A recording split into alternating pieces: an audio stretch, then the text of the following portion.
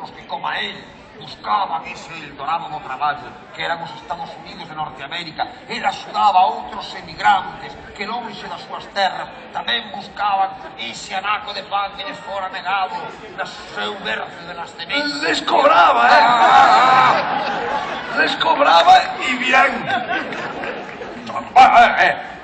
Isto ten unha explicación, Como dicimos na nosa terra, amiguiño sí, pero a vaquiña polo que vale. Hombre. Este tipo de actividades teñen uns gastos, claro, esos gastos hai que sufragados, que hai que pagar os troncos Claro. do río, Sí.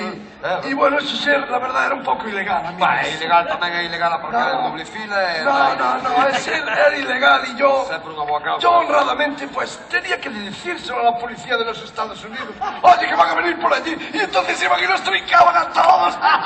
¡Era bárbaro! Vale. Despois? Hombre, después la policía me pagaba también. Ahí estaba el negocio. Despois dos vegetais, cal é o seguinte ingrediente? Vale.